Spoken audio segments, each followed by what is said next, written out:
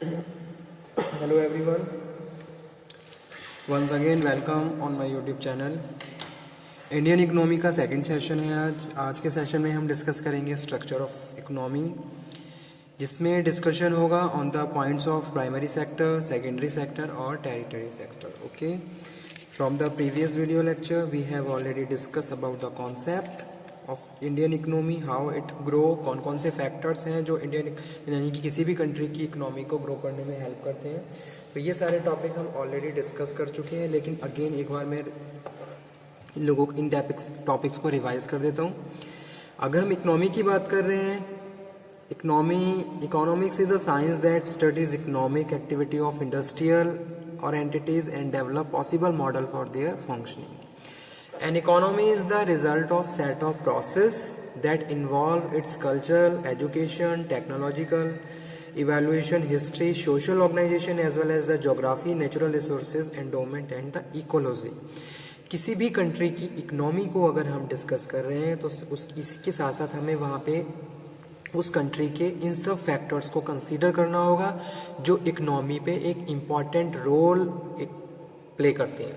ठीक है, जैसे यहाँ पे मैंने कुछ पॉइंट अभी डिस्कस किए थे, कुछ वर्ड्स कम्युनिकेट किए, जैसे कि है an economy is the result of set of process that involve.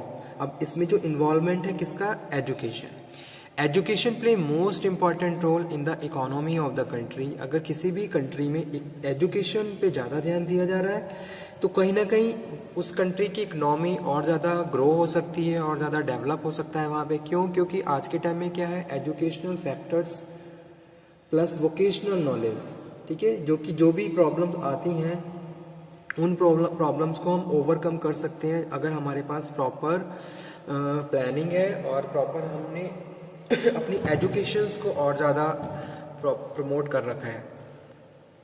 जितने भी लोग अगर कंट्री की साइज ऑफ पॉपुलेशन की बात करें तो जितने भी लोग पढ़ रहे हैं उनके पास प्रॉपर वोकेशनल नॉलेज होगी तो कहीं ना कहीं वो जॉब, जितनी भी मार्केट में जॉब अपॉर्चुनिटीज़ हैं वहाँ पे उनको अवेल कर सकते हैं और एक पर्टिकुलर पोजीशन पे प्लेस हो सकते हैं।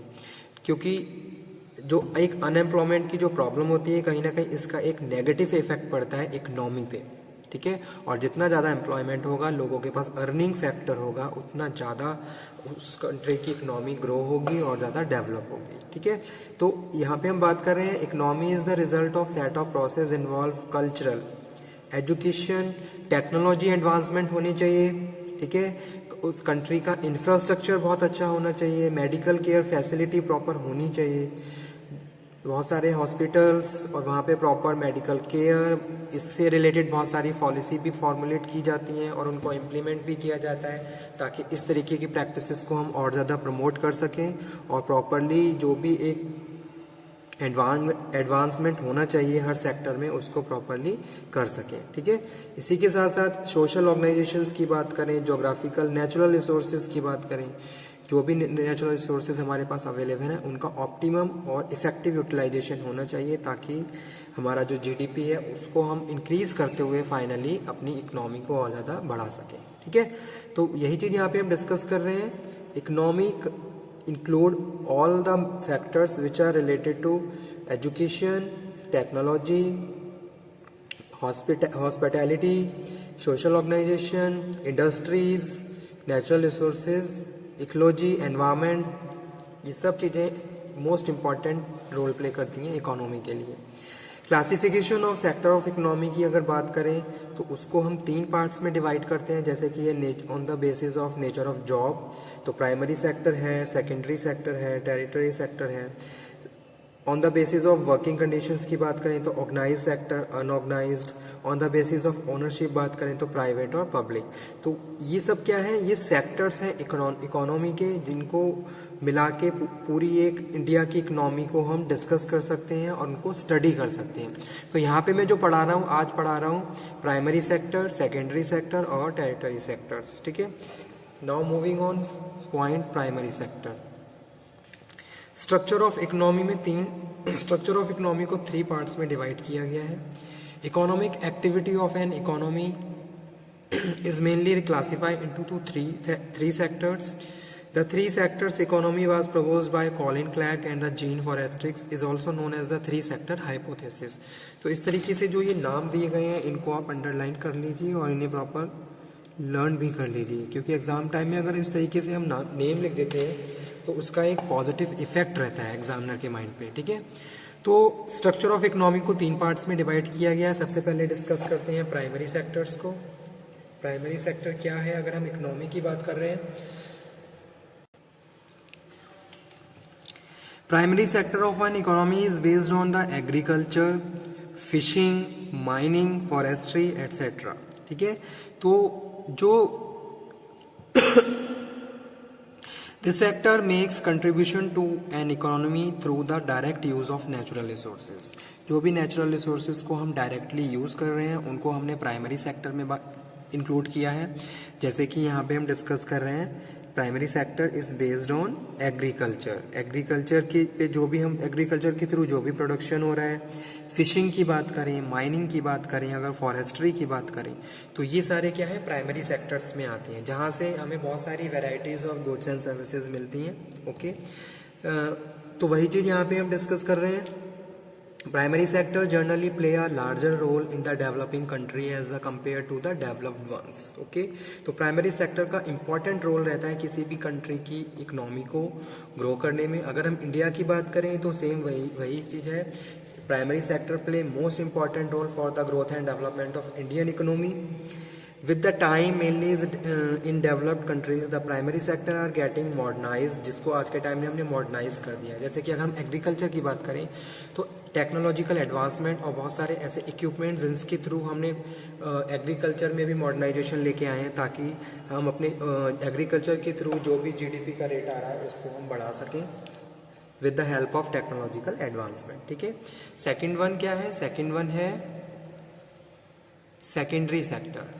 प्राइमरी सेक्टर हमने डिस्कस कर लिया, जो कि ये लिखा हुआ है। सेकेंड वन है secondary sector. Okay, secondary sector, एक मिनट में थोड़ा इसको कैमरे को सेट करूं।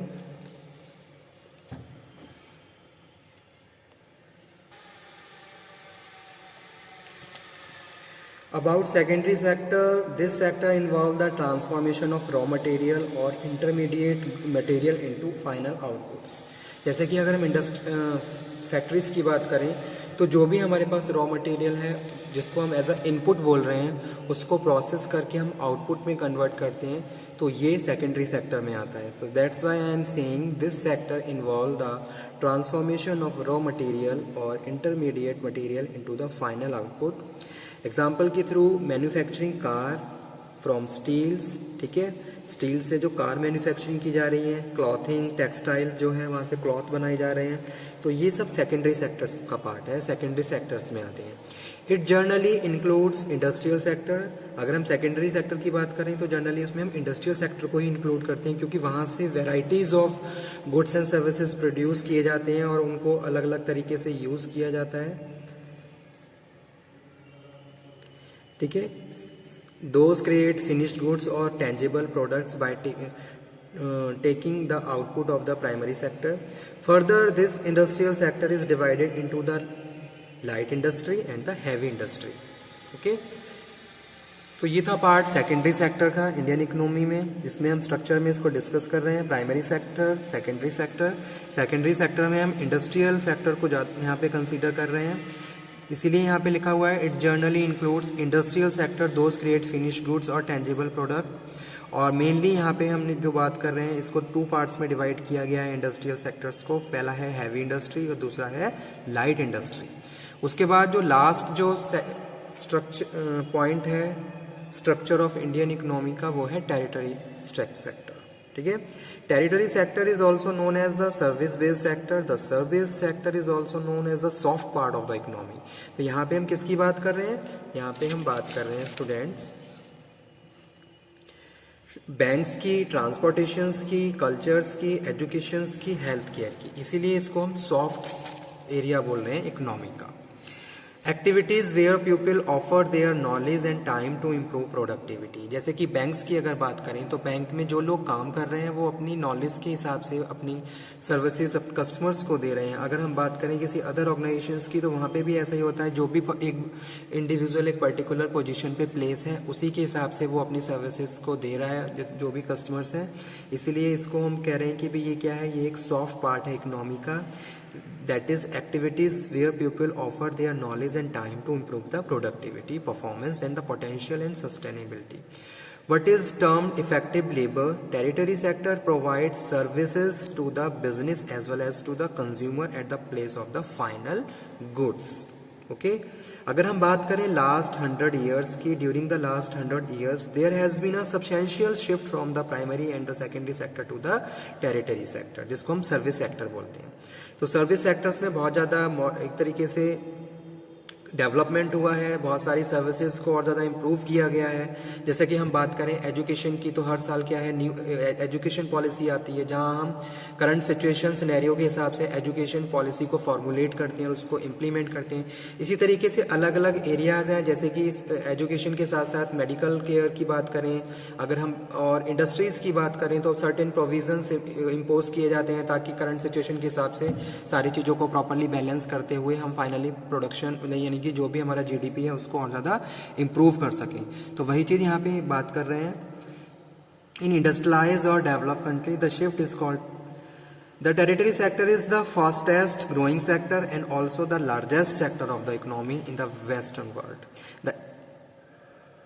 ठीक है, जैसे कि यहाँ पे हम बात एग्जाम्पल के तौर पे कोट कर सकते हैं, information and communication technology sector बहुत ज़्यादा ग्रो हुआ है। अगर हम लास्ट 5 ईयर्स की बात करें तो digitalization as is a best example, जहाँ हम इंफॉर्मेशन टेक्नोलॉजी और information and communication technology sectors में देखें तो बहुत सारी ऐसी चीज़ें हुई हैं, बहुत सारे ऐसे ग्रोथ और डेवलपमेंट हुए हैं जिनके बाद बहुत सारी सर्विसेज मार्केट में आई है और उनको प्रॉपरली अवेल करके हमारा जो लाइफस्टाइल है बहुत ज़्यादा इजी हो गया और इफेक्टिव हो गया। इसी के साथ साथ financial sectors, restaurant industry, entertainment industry etcetera, this all are parts of the service sector. ठीक है, तो आज का टॉपिक हमारा यही था स्टूडेंट, जिसमें हमने डिस्कस किया about the structure of an economy. ठीक है, structure of an economy divided into 3 parts. Primary sector में हम इंक्लूड कर रहे हैं नेचुरल रिसोर्सेज को। ठीक है, जैसे कि एग्रीकल्चर है, फिशिंग है, माइनिंग है। सेकंड है सेकेंडरी सेक्टर। सेकेंडरी सेक्टर में इंक्लूड किया गया है raw material process into the finish goods. और टेरिटरी सेक्टर्स में बात कर रहे हैं बैंक सर्विसेज, हॉस्पिटल सर्विसेज,